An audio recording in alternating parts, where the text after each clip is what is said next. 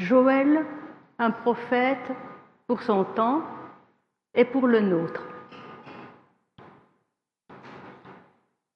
On aborde relativement peu le livre de Joël dans nos églises, à part le court 3e chapitre. Ce chapitre, c'est bien lui que Pierre a lu et a actualisé à la Pentecôte en Acte 2.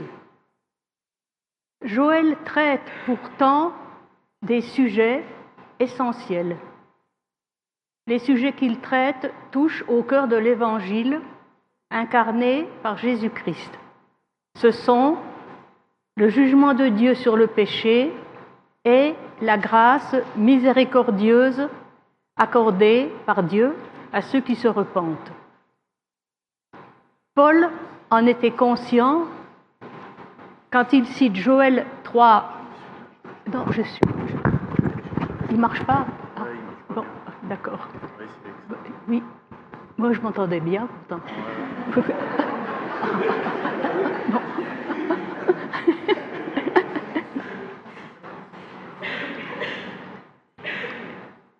Donc ces deux sujets, le jugement de Dieu sur le péché et la grâce accordée à ceux qui se repentent, Paul en était conscient quand il cite Joël 3, verset 4 dans Romains 10, 13.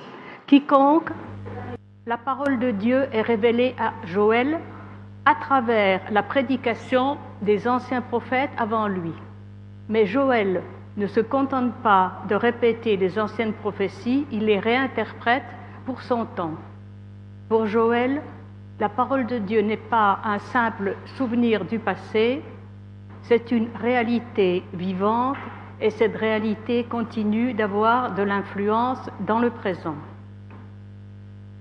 3 grandes traditions transmises par les prophètes d'avant sont particulièrement importantes.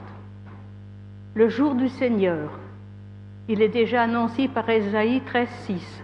Par exemple, hurlez car le jour du Seigneur est proche, il vient comme un ravage du puissant. Le deuxième, c'est l'ennemi arrivant du nord, par exemple Jérémie 4, verset 6, car je fais venir du nord un malheur et un grand désastre. Et enfin, le jugement contre les nations, plusieurs chapitres de Jérémie en parlent. Joël reçoit aussi de nouvelles révélations de Dieu. Non seulement elles interprètent les prophètes passés, ou les prophéties passées plutôt, mais elles éclairent aussi le présent et l'avenir. Cet avenir concerne aussi notre époque et aussi les jours et les années suivantes. Un message à recevoir, une invitation à accepter, avec gratitude, reconnaissance et repentance. Un message à transmettre à vos enfants et aux enfants de leurs enfants, comme le dit Joël. Ce dimanche 21 juin, je vais parcourir les 2 premiers chapitres et Caroline nous fera le plaisir de lire les versets. Je vais souligner en particulier le rôle du prophète avec l'importance de l'interprétation prophétique. En deuxième lieu, le jugement de Dieu par les sauterelles, vous avez petites sauterelles dans l'image, avec la destruction des produits nécessaires à la vie courante et aussi au culte. Le jour du Seigneur, pas comme on se l'imagine, mais tel qu'il est. Et le mais de Dieu, sa réponse au péché du monde, et enfin le zèle de Dieu pour le salut. Le rôle du prophète, c'est une parole révélée. La parole du Seigneur fut adressée, ou plutôt fut révélée à Joël. En hébreu, le nom Joël, Yoël, combine 2 mots. Yah, qui est la forme abrégée du nom hébreu du Seigneur, qu'on prononce normalement Adonai, Seigneur, et El, Elohim, qui veut dire Dieu. Ainsi, Yoël signifie Adonai, le Seigneur est Dieu. Un rappel qu'il n'y a pas d'autre Dieu et un avertissement aux adorateurs d'idoles. La parole prophétique de Dieu est révélée au prophète, c'est-à-dire elle arrive au prophète, pas depuis sa pensée, mais depuis l'extérieur de lui-même. La parole prophétique qui arrive au prophète ne vient pas de ses pensées ou de ses réflexions sur ce qui se passe près de lui ou plus loin. Cette parole provient uniquement de Dieu. C'est dit toujours au début des annonces prophétiques, par exemple, la parole de l'Éternel lui fut adressée, c'est-à-dire à Jérémie, par exemple. Ce ne sont pas les événements qui donnent le sens à la parole de Dieu. C'est la parole de Dieu qui éclaire ce qui arrive. Et la mission du prophète, c'est expliquer comment et pourquoi Dieu agit dans chaque situation. L'invasion des sauterelles, c'est le résultat du jugement de Dieu. Lecture, chapitre 1, versets 2 à 4. Ou même au jour de vos pères, racontez-le à vos fils, et que vos fils le racontent à leurs fils, et leurs fils à la génération suivante. Ce qu'a laissé la chenille, la sauterelle l'a dévoré. Ce qu'a laissé la sauterelle, le grillon l'a dévoré. Ce qu'a laissé le grillon, le criquet l'a dévoré. Le premier chapitre évoque une invasion de sauterelles. Je ne sais pas si vous avez déjà lu dans des récits ce qui se passe dans une invasion de sauterelles. Mais il n'y a plus rien. Plus de feuilles aux arbres, plus d'herbe, rien, absolument rien. Donc vous imaginez la catastrophe dans des pays, en Afrique par exemple, avec une invasion de sauterelles. Et cette invasion de sauterelles, cette dévoration de sauterelles, c'est le résultat du jugement de Dieu. Donc cette invasion de sauterelles a complètement mangé, ravagé la végétation du pays. Alors les termes hébreux qui sont traduits dans les versions françaises par chenille, sauterelle, grillon, hanneton, criquet, bon c'est même pas les sauterelles et les criquets, les hannetons, c'est pas la même chose, mais c'est une manière de souligner l'ampleur du désastre. Ça n'a pas une vocation scientifique, simplement de montrer que c'est énorme, que c'est gigantesque et que tout a disparu. Et ce fléau de sauterelles qui a dévasté le pays, c'est le résultat du jugement de Dieu. Pourquoi? Il l'a infligé à ce peuple à cause de son péché. Une citation d'Amos, « Et vous n'êtes pas revenus à moi, dit l'Éternel. » Donc il les avait avertis avant, une fois, deux fois, trois fois, etc. Et puis, ça n'a pas marché, ils n'ont pas réagi correctement, donc le fléau des sauterelles. Et il l'inflige aussi pour appeler le peuple à la repentance. Rappelons l'alliance entre Dieu et Israël. C'est assez connu, mais enfin on va quand même le rappeler. Dieu a promis d'être le Dieu d'Israël, dans l'Exode par exemple. Et Israël s'est engagé à être le peuple de Dieu. Cependant, si Israël n'abandonne son Dieu, s'il se met à fricoter avec les idoles par exemple, une série de malédictions vont s'abattre sur lui. Entre autres, ou par exemple, une invasion de sauterelles. Et cette liste est écrite dans Deutéronome 28. Vous pouvez la lire et il y a toutes sortes d'exemples de ce qui arrivera au peuple d'Israël s'il abandonne Dieu. L'interprétation prophétique. Joël n'a pas tiré sa prophétie de la terrible invasion de sauterelles qui a frappé le pays. Pour lui, ces sauterelles-là, comme d'autres, ne sont pas simplement une calamité naturelle. Grâce à l'interprétation prophétique, elles deviennent un signe du jugement divin et un appel à la repentance. Les deux vont toujours ensemble. Les événements et les expériences de notre époque ne doivent pas être utilisés pour interpréter la Bible. Au contraire, c'est la Bible qui doit guider notre compréhension des expériences et des événements. Une telle approche des Écritures est essentielle pour vivre selon la parole de Dieu et pas selon nos propres idées. Ce genre de prophétie soulève inévitablement des questions un peu compliquées à cause de la compréhension en général du monde naturel, le monde qui nous entoure. La majorité de nos contemporains considèrent l'univers comme un système autonome, indépendant. Un système autonome sans Dieu. Tout s'y déroule uniquement selon des lois naturelles. Alors par exemple, si un ouragan, un typhon, il y en a actuellement en Europe, il n'y en avait qu'en Amérique autrefois, maintenant on commence à avoir des typhons, ou une inondation violente arrive et dévaste tout, on pense généralement à des causes naturelles sans lien avec une intervention divine. Pourtant, Dieu est le Seigneur de la nature, le créateur du monde naturel. Il soutient tous les mécanismes de ce monde et il peut aussi retourner contre nous les mécanismes du monde naturel comme moyen de jugement. Exemple, Amos 8, verset 9. « En ce jour-là, il arrivera, dit le Seigneur l'Éternel, que je ferai coucher le soleil en plein midi et je plongerai la terre dans les ténèbres en un jour serein. » Ça, c'est pas naturel. Cependant, chaque catastrophe naturelle n'est pas forcément un châtiment divin. Certaines catastrophes qui peuvent arriver résultent de l'ordre établi par Dieu dans le monde naturel. Deux exemples assez simples, la pesanteur, si je lâche quelque chose, ça tombe, et puis les marées, tout le monde connaît. Donc, par exemple, et le fait de ne pas en tenir suffisamment compte. La vision biblique du monde naturel et l'action de Dieu dans ce monde devrait toujours nous pousser à nous interroger face à l'adversité. Dieu essaie-t-il de me transmettre un message? Ai-je besoin de me repentir? À cause des sauterelles, il y a eu trois dons naturels fondamentaux retirés. Pourquoi?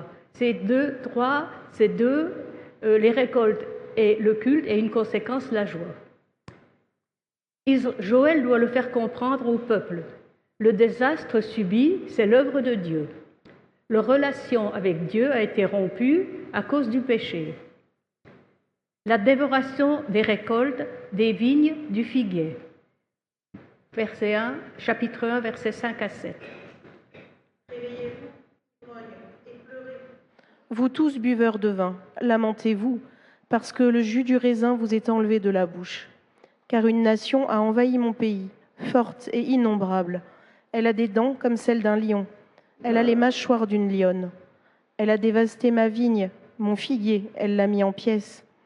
Elle l'a complètement dépouillé, abattu. Les pampres de la vigne ont blanchi. Les symboles de prospérité agricole, le vin et les figues, sont anéantis, il n'y en a plus. Les premiers à se rendre compte de l'absence de vin, bien sûr, ce sont ceux qui aiment bien le vin, les ivrognes. Ceux qui abusent de l'alcool, généralement, ne se soucient pas beaucoup de la fidélité à Dieu.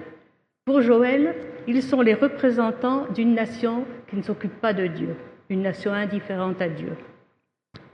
Les biens de Dieu ont été dévastés par les sauterelles. Le verset 6 est décrit par exemple comme une armée innombrable, irrésistible, comme des bêtes sauvages aux crocs et aux dents aiguisées comme des scies. Comment Dieu a-t-il pu permettre une telle calamité? D'après l'Ancien Testament, la terre appartient à Dieu, même si les hommes, les humains, ont reçu au début la responsabilité de gérer la terre. Plus tard, Israël reçoit aussi la responsabilité de gérer la terre selon la volonté divine. Mais, Israël ne peut conserver la terre que s'il reste fidèle à son Dieu. S'il se tourne vers d'autres dieux, Israël perd la souveraineté sur son pays. Il peut même, et il sera, conduit en exil. Jérémie 35, verset 15. Je les ai envoyés inlassablement pour vous dire que chacun de vous revienne, je vous prie, de sa voie mauvaise. Réformez vos agissements. Ne suivez pas d'autres dieux pour les servir, et vous resterez sur la terre que je vous ai donnée, à vous et à vos pères. Mais vous n'avez pas tendu l'oreille, vous ne m'avez pas écouté. Les prêtres en deuil. Le lien entre Dieu et son peuple semble rompu. Plains-toi comme la jeune fille qui met un sac pour pagne afin de pleurer l'époux de sa jeunesse. C'est le verset 8. Un appel à la lamentation. Il ne s'adresse pas seulement aux prêtres, il concerne aussi Jérusalem. Jérusalem est représentée ici par une jeune fille fiancée, mais pas encore mariée. Elle vient d'apprendre, un peu avant le mariage, la mort du mari qui lui a été promis. Jérusalem ne peut plus établir de communion avec son Dieu. Elle est ainsi appelée à pleurer, comme une fiancée vêtue d'un sac en toile grossière pleure la perte de son futur époux. La disparition de la joie. Joël 1, versets 11 et 12. Les laboureurs sont épuisés, les vignerons hurlent au sujet du froment et de l'orge, parce que la moisson des champs est perdue. La vigne est épuisée, le figuier dépérit, le grenadier, comme le palmier et le pommier, tous les arbres des champs sont secs. La gaieté est tarie pour les humains. Le troisième don qui est retiré à Judas à cause de son infidélité, c'est le don de la joie. La joie de la moisson, la joie des récoltes et aussi la joie du culte. C'était des moments, des occasions de réjouissance en Israël. La gaieté est tarie, toute joie a disparu. La sécheresse et la famine ont remplacé l'abondance. Et la présence de Dieu a été retirée. Le péché détruit le monde naturel, dit la Bible. Au commencement, la terre est maudite à cause de la désobéissance des premiers parents, Genèse 3, et à la fin, toute la création gémit et souffre des douleurs de l'enfantement à cause de la corruption, Romains 8, 22. Nous savons que, jusqu'à ce jour, la création tout entière soupire et souffre les douleurs de l'accouchement. Le rôle des prêtres. Joël 1, versets 13 et 14. De l'autel, venez, passez la nuit dans des sacs, officiants de mon Dieu, car offrandes et libations font défaut à la maison de votre Dieu. Consacrez un jeûne, proclamez une assemblée solennelle, rassemblez les anciens, tous les habitants du pays à la maison du Seigneur, votre Dieu, et criez vers le Seigneur. Joël demande aux prêtres de se revêtir d'un sac, le sac c'est le symbole du deuil, et se repentir dans le temple pendant la nuit. Il leur demande aussi de diriger, de conduire le peuple dans un jeûne public de repentance. Dans les jeûnes publics, repentance, la population s'assemblait au temple pour se consacrer à la prière et s'incliner devant Dieu en le suppliant de pardonner et de détourner le malheur. Jérémie 6, 26. Ô belle, mon peuple, mets un sac pour pagne et roule-toi dans la cendre. Prends le deuil comme pour un fils unique. Répands-toi en lamentations amères, car celui qui ravage tout arrive sur nous à l'improviste. Le jour du Seigneur. Car le jour du Seigneur est proche, il vient comme un ravage du Tout-Puissant. C'est une première mention du jour du Seigneur, de ce jour au chapitre 1. Et Cette première mention de ce jour au chapitre 1 sera reprise au deuxième chapitre. Les catastrophes naturelles, plus de vin et plus de céréales, entraînent donc l'interruption des sacrifices quotidiens. Elles sont aussi des signes précurseurs, des signes annonciateurs d'une calamité plus grande qui va venir, le jour du jugement final, le jour du Seigneur, le Yom Adonai au verset 15. Le jour du Seigneur, pas tel qu'on se l'imagine, mais le jour du Seigneur tel qu'il est réellement. Dans l'Ancien Testament, on voyait les guerres comme les guerres de Dieu. Dieu était le principal combattant et Israël se contentait d'apporter du soutien. Pourtant, Israël s'est mis à croire que Dieu serait toujours de son côté. Alors, lorsque Dieu viendrait au jour du Seigneur pour détruire tous ses ennemis et établir son royaume sur toute la terre, Israël connaîtrait, croyait-on, une paix et une prospérité bénies, en tant que peuple élu et exalté. Par exemple, Ésaïe 32, verset 15. Jusqu'à ce qu'un souffle soit déversé sur nous d'en haut, que le désert se change en verger, et que le verger soit considéré comme une forêt. Alors, l'équité demeurera dans le désert, et la justice habitera dans le verger. L'œuvre de la justice sera la paix, et l'ouvrage de la justice, la tranquillité et la sécurité pour toujours. Ce jour ne sera pas lumière, mais ténèbres. Le premier prophète qui a remis en question cette illusion, c'est Amos, chapitre 5, verset 18. Le jour du Seigneur ne sera pas lumière, il sera ténèbres à cause du péché. Il signifiera non pas le salut, mais le jugement.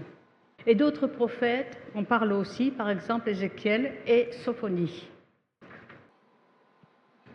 Joël reprend ces prophéties d'avant et il envisage leur réalisation à son époque. Tout cela peut sembler un petit peu étrange aujourd'hui. Beaucoup de gens ne croient pas ni au péché, ni en un Dieu qui juge. On voit plutôt Dieu comme une divinité, bienveillance, le style le bon Dieu. Son rôle se limiterait à nous sortir des difficultés, à nous faire sentir à l'aise et en sécurité. Concernant le péché, on a tendance à attribuer les actions mauvaises ou socialement inacceptables à un contexte défavorable. Nous serons jugés une ultime fois pour nos actions lors du jour du Seigneur. Chacun de nous se présentera devant le tribunal de Dieu. 2 Corinthiens 5, verset 10. Car il nous faudra tous comparaître en pleine lumière devant le tribunal du Christ, pour que chacun recueille selon ce qu'il aura pratiqué avec son corps, soit du bien, soit du mal. On y tiendra compte de notre amour, de notre confiance en Dieu et de notre obéissance ou de leur absence. Le jour du Seigneur approche, l'ensemble de la Bible confirme le message de Joël. Les premiers signes annonçant le jour du jugement, la sécheresse qui frappe Juda, versets 17 et 18. Les semences ont séché sous les mottes, les granges sont dévastées, les magasins sont rasés, car le blé est épuisé. Comme les bêtes gémissent, les troupeaux de gros bétail errent en pleine confusion, parce qu'ils n'ont pas de pâture. Même les troupeaux de petits bétail en pâtissent.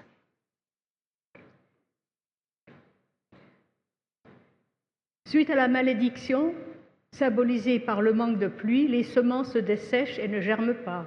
Aucun grain ne pousse, et les greniers tombent en ruine. Le bétail bêle de faim, et même les moutons, qui pourraient se contenter d'herbes sèches, souffrent de la faim. Une prière de repentance.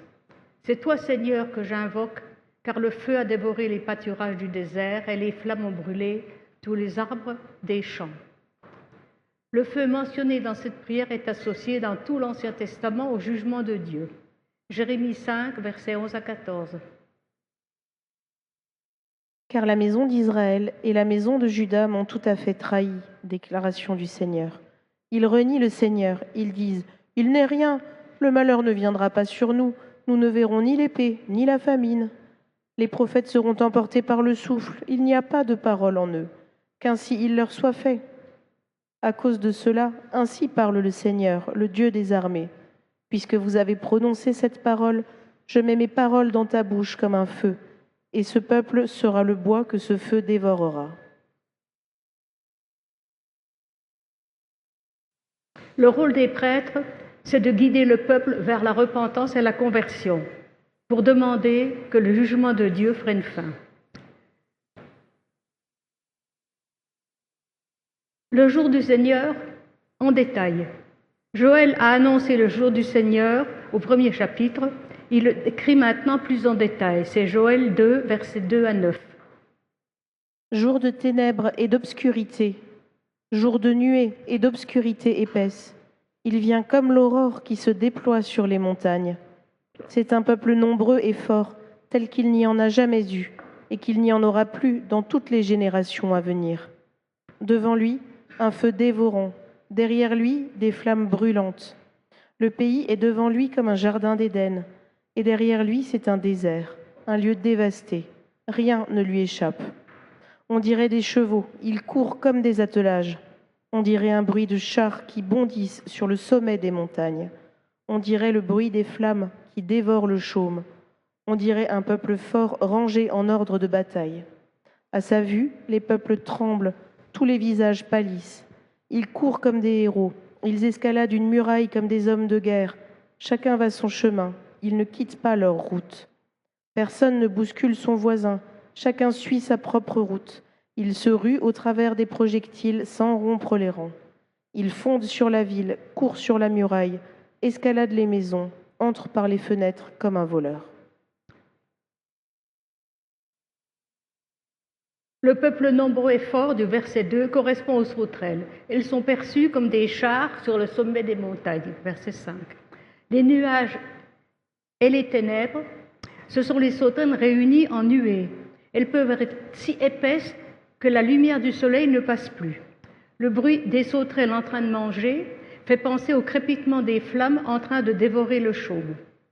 Les sauterelles dans les maisons laisse derrière elle une dévastation totale.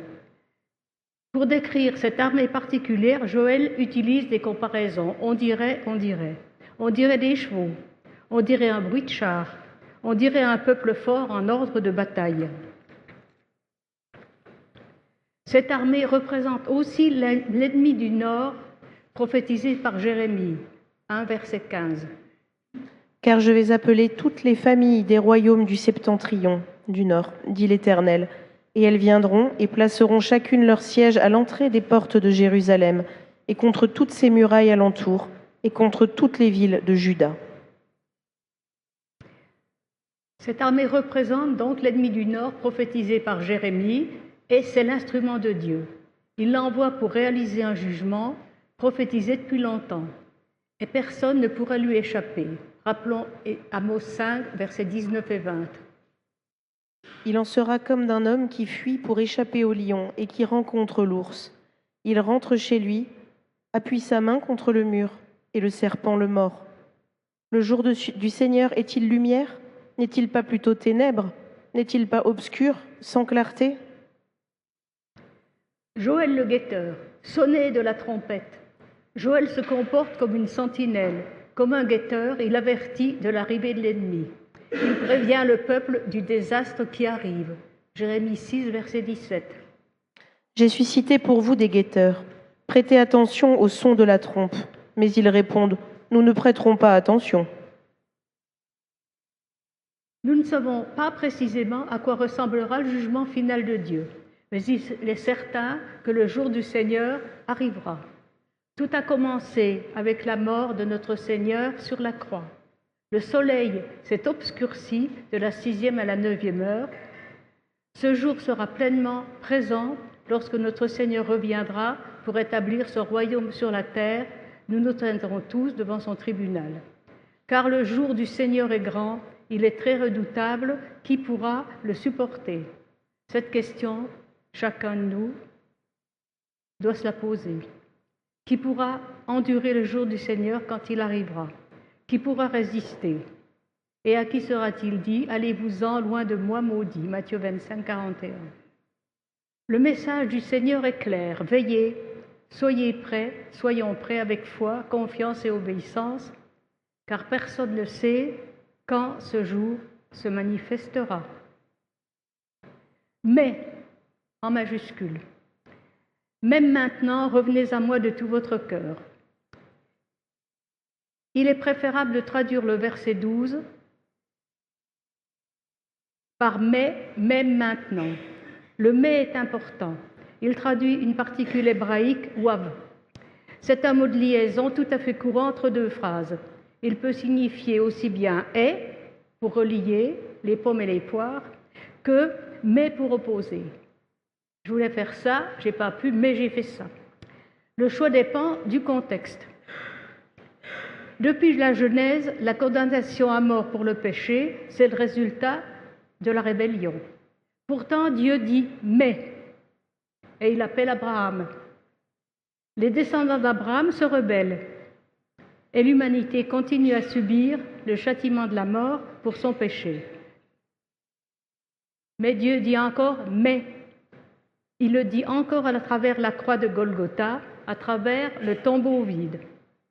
Il offre ainsi l'espoir et la promesse d'une vie nouvelle et éternelle pour toujours. Dieu dit encore « mais ». Revenez à moi de tout votre cœur. Il est possible de renverser notre situation malgré notre péché. Si nous permettons à Dieu de nous transformer, nous pouvons échapper au jugement dernier quand il établira son royaume au jour du Seigneur. C'est aussi le message de la croix et de la résurrection. Grâce au sacrifice et à la victoire de notre Sauveur, nous pouvons nous présenter devant le tribunal de Dieu et être déclarés justes.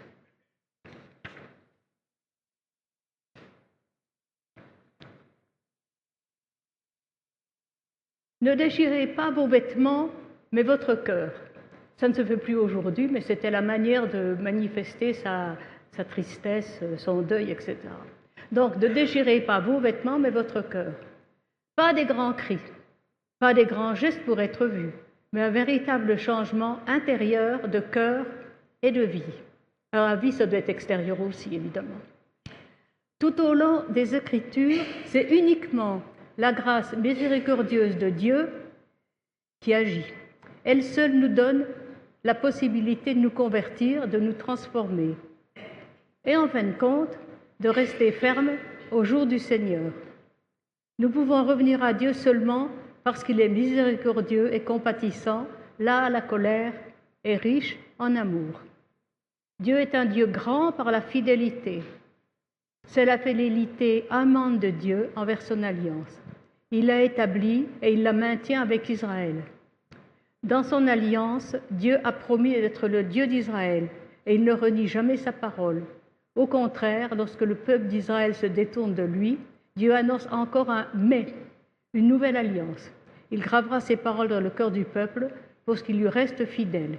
Jérémie 3, 31, 33, 34.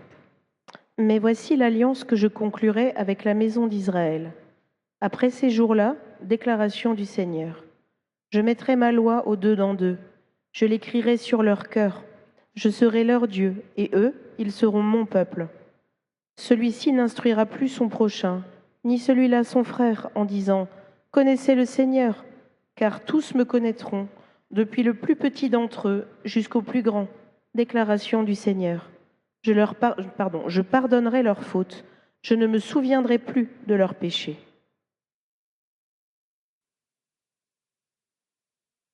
Cette nouvelle alliance, c'est Jésus-Christ qui la propose à ses disciples, et à nous aussi.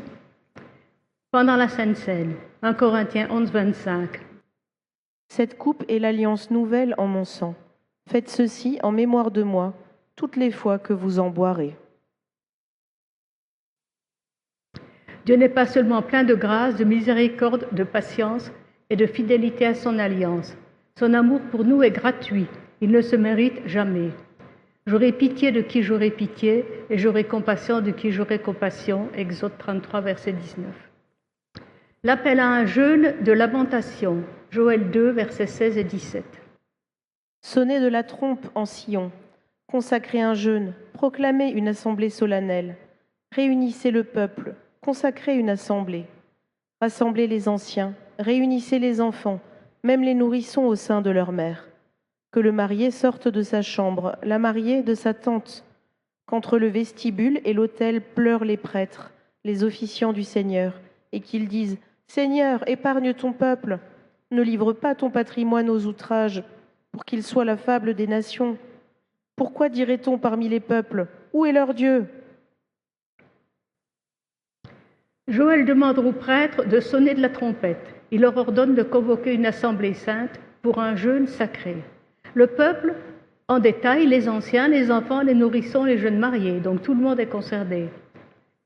Un jeûne pas seulement pour alléger le fardeau du peuple face aux conséquences de l'invasion de sauterelles et de la sécheresse. Un jeûne aussi pour réaliser le plan de Dieu. Une prière écrite pour les prêtres, conducteurs du peuple. Que les peuples pleurent et qu'ils disent « Seigneur, épargne ton peuple, ne livre pas ton patrimoine aux outrages, pour qu'il soit la fable des nations. Pourquoi dirait-on parmi les peuples, où est leur Dieu ?» Joël commence par un appel à la miséricorde de Dieu. Il le supplie d'épargner ce peuple pécheur. Il prend conscience de leur fragilité. Ils ne sont que poussière entre les mains de Dieu, qui détient le pouvoir sur leur vie et sur leur mort. La prière demande ensuite la miséricorde divine, toujours sur la base de l'alliance. L'amour de Dieu est en jeu parmi les nations. Si Israël venait à disparaître, les autres peuples pourraient croire que le Seigneur est incapable de sauver son peuple. Le zèle de Dieu pour le salut, versets 18 à 27. Le Seigneur s'est pris d'une passion jalouse pour son pays. Il a épargné son peuple. Le Seigneur a répondu. Il a dit à son peuple, « Je vous envoie le blé, le vin et l'huile, et vous en serez rassasiés. Je ne vous livrerai plus aux outrages des nations. J'éloignerai de vous celui qui vient du nord. Je le bannirai vers une terre desséchée et dévastée. Son avant-garde vers la mer orientale et son arrière-garde vers la mer occidentale. Sa puanteur s'élèvera, son infection s'élèvera, car il fait de grandes choses. Terre, n'aie pas peur, sois dans l'allégresse et réjouis-toi, car le Seigneur fait de grandes choses. Bêtes de la campagne, n'ayez pas peur, car les pâturages du désert reverdissent, car les arbres portent du fruit, le figuier et la vigne donnent leur richesse. Et vous, fils de Sion, soyez dans l'allégresse et réjouissez-vous dans le Seigneur, votre Dieu, car il vous donne la pluie d'automne salutaire, il fait descendre l'averse pour vous. Pluie d'automne et pluie de printemps, comme par le passé. Les airs se rempliront de blé et les cuves regorgeront de vin et d'huile. Je compenserai pour vous les années qu'ont dévoré la sauterelle, le grillon, le criquet et la chenille, ma grande armée que j'avais envoyée contre vous.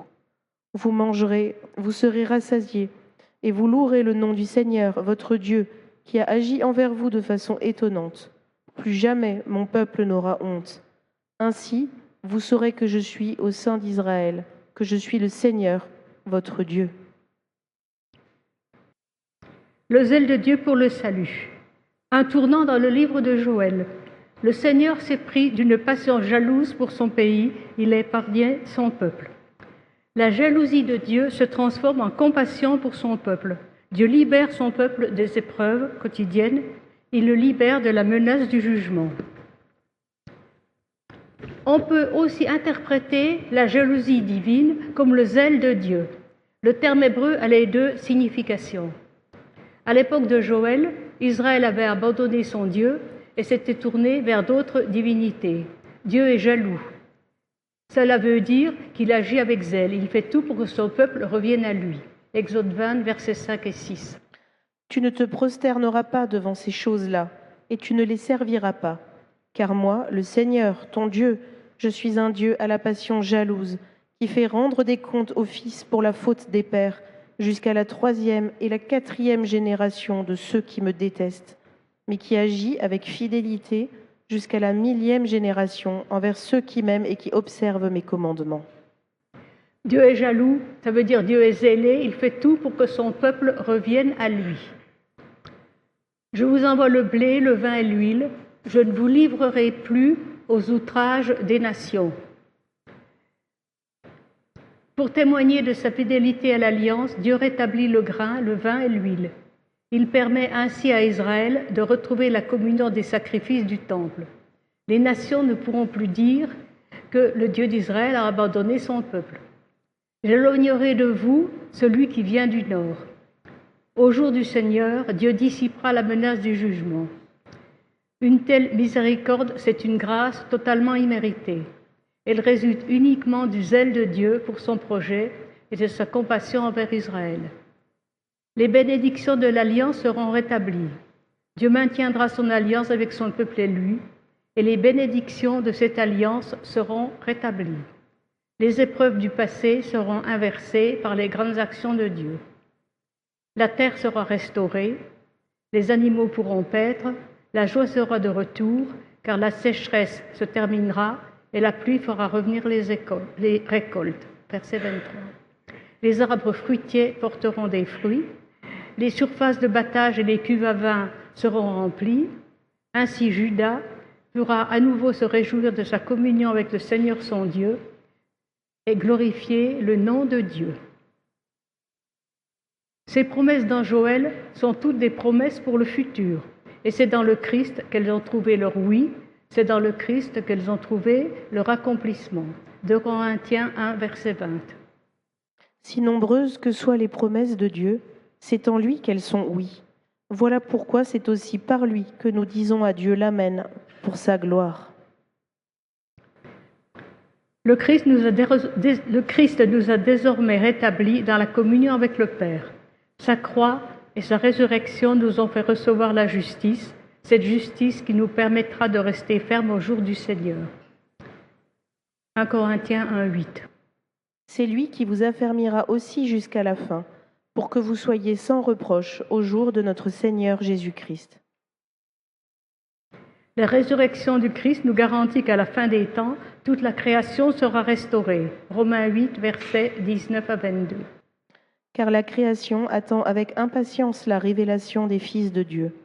En effet, la création a été soumise à la futilité, non pas de son propre gré, mais à cause de celui qui l'y a soumise, avec une espérance, Cette même création sera libérée de l'esclavage du périssable pour avoir part à la liberté glorieuse des enfants de Dieu.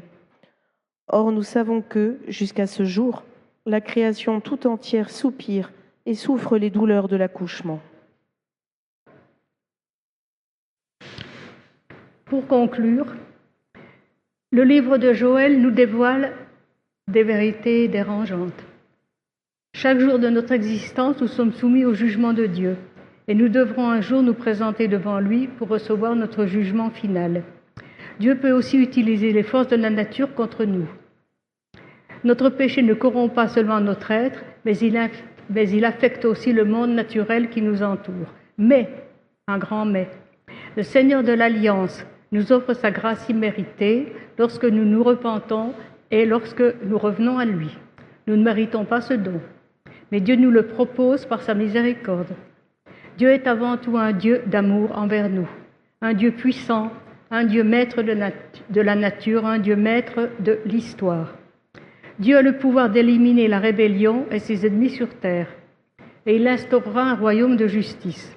Aucun péché ni aucune opposition ne pourront freiner l'accomplissement des projets divins. Amen.